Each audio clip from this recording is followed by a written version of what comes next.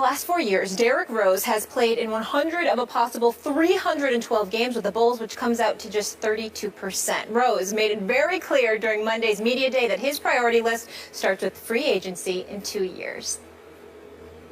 It's here, but when you talk about that much money, only thing you could do is prepare for it.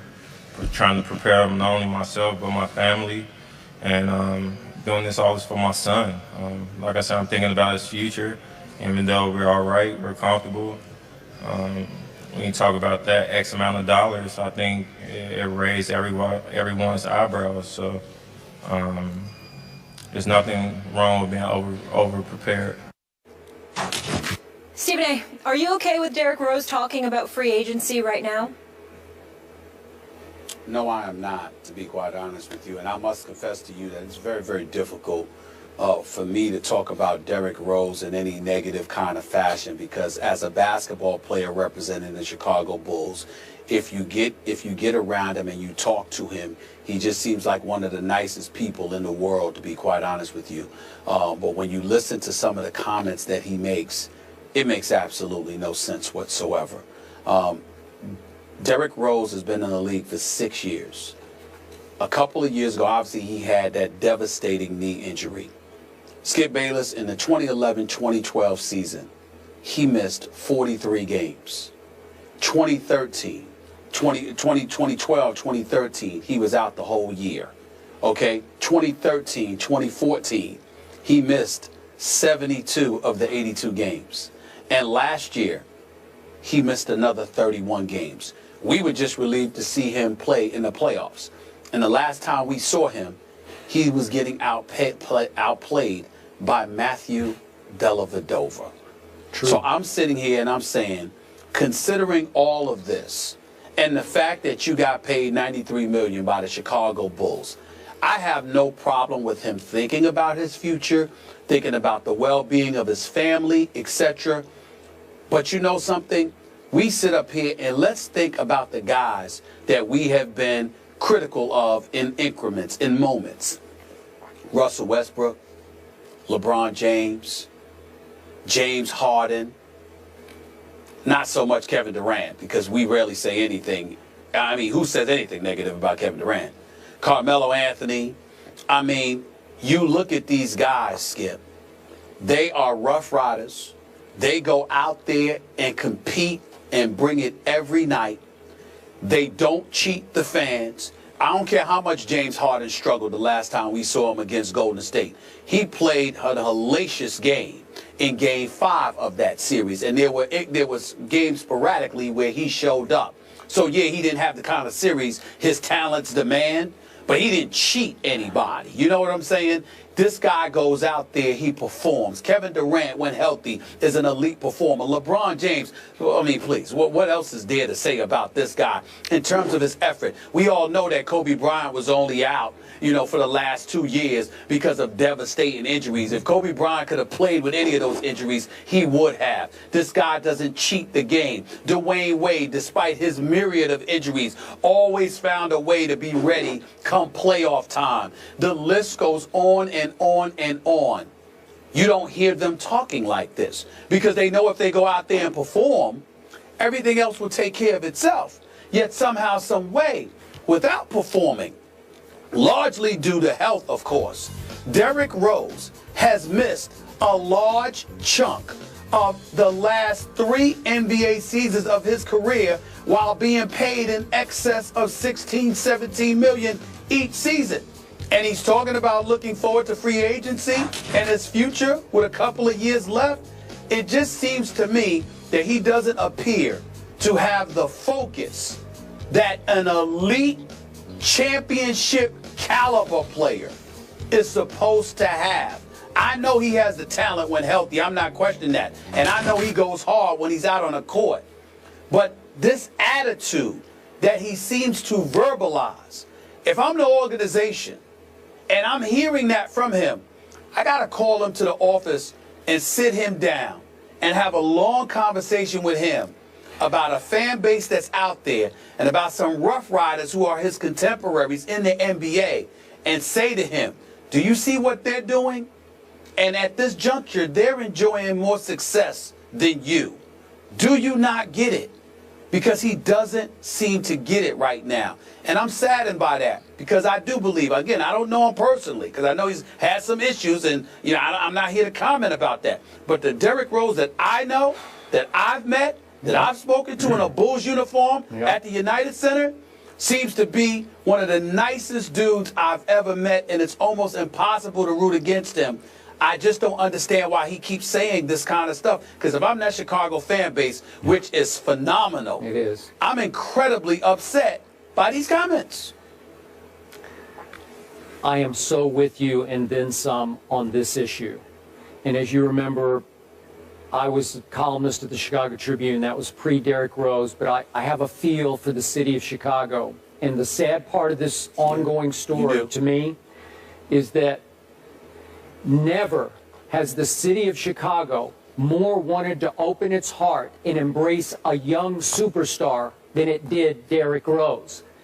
He is they. He was raised by them. He grew up in Chicago. He's one of their own, a native son. They loved him, and he can come off as such a sweet, good kid. Works hard, plays hard. We won an MVP, and it all seems so right. And then it started to go so wrong. And it just gets a little more wrong with each media session that Derrick does. And I don't understand it. I don't know who's advising him or not advising him. But just the mere prospect, after all that you detailed, after Derrick Rose over the last 3 years has made $17.6 million 3 years ago, then $18.9 million 2 years ago, I'm sorry, 1 year ago, and then now he's scheduled to make 20 this year, $20 million. And to your point, just to sum it up, over the last 4 years, he's played 100 of a possible 328 games. He's played 30% of the Bulls games over the last 4 years. And you're asking Bulls fans, and many of my friends are already done with Derrick Rose, but you're asking them to swallow this, that you need to think about leaving Chicago in 2 years, not next year, but in 2 years. You're just going to throw it out. Yeah, I got to think about leaving, going somewhere else for bigger money, because I got to make sure my son is comfortable. That's not going to fly in Chicago. You've made all that money for not much work, and you want to make sure your son is comfortable. Trust me, Stephen A., that won't play with the rich people up in Highland Park, north of Chicago. They won't swallow this. You just can't say that publicly. Not when they've hung with you as far as they can hang with you. They've gone right to the edge with you, and now you're saying, and this is my psychology, I'm going to play armchair psychologist. Derrick also indicated in that interview at another spot that he's got a little chip on his shoulder because he read and heard through the offseason that some Bulls fans don't think he's now healthy enough or will ever be healthy enough to have the same MVP-like impact he used to have. And he set up and said, hey, I'm still great. So he's going to take it out on those. I hope it's not Twitter people that he's reading, his Twitter responses. But he's going to take it out on them by dangling the prospect, I gotta position myself here. I might have to leave Chicago. You just can't say it because the bridge is already on fire and burned almost to the ground. And now you just poured gasoline on top of what's left of the bridge with the fire underneath it. I don't know what he's thinking, but this is going to do him in before you know it in Chicago, because there's not much love left for him. Well, the thing about it is I think the love can easily be recaptured if he goes out there and perform, because by and large, they recognize him to be a nice kid, even though we need to stop calling him a kid. He turns 27, in a few days, to be honest with you. Yeah. But with that being said, he also needs to understand that in this world that we're living in, and you know how political I can get, Skip, in terms of just watching politics and things of that nature, paying attention to the economy, the job rate, labor participation, all of these different things. You signed a $93 million contract and you talking about worrying about your kid. Well, somebody's going to ask you, what the hell are you doing with your money?